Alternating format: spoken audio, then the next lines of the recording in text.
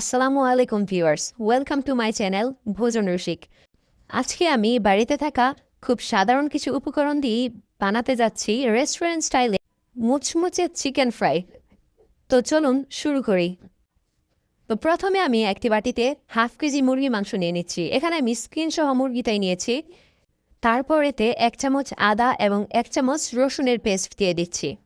সাথে দিচ্ছি 1 চামচ লাল মরিচের গুঁড়া, 1 চামচ গরম মশলা এবং 1 চামচ লাইট সয়া সস। আপনারা চাইলে এটি স্কিপও করতে পারেন। তারপর দিয়ে দিচ্ছি স্বাদ মতো লবণ। এরপর ভালোভাবে মেখে নিতে হবে।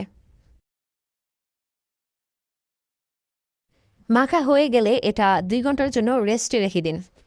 এবার একটি পাত্রে 2 কাপ ময়দা, 4 চামচ কর্নফ্লাওয়ার, হাফ চামচ লাল মরিচের গুঁড়া, 1/4 চামচ লবণ দিয়ে ভালোভাবে মিশিয়ে নিতে হবে।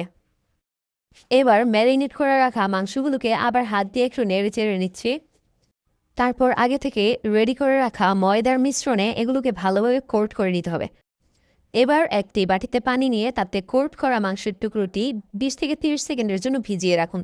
এরপর আবার ময়দার মিশ্রণে ওই মাংসের পিসটি নিয়ে একটু জোরে জোরে প্রেস করে কোট করুন। পিসের গায়ে লেগে থাকা অতিরিক্ত ময়দা হালকা ছেড়ে ফেলে নিন। এবার একটি ফ্রাইং প্যানে হাই হিটে তেল গরম করতে দিন। তেল গরম হয়ে গেলে এতে চিকেনগুলো ছেড়ে দিন এবং হালকা আঁচে ভাজতে থাকুন যতক্ষণ পর্যন্ত লালচে না হয়ে যায়। এ পর্যায়ে চিকেনগুলো এরকম লালচে হয়ে গেলে একটি স্ট্রেনারের সাহায্যে চিকেনগুলোকে তুলে ফেলুন।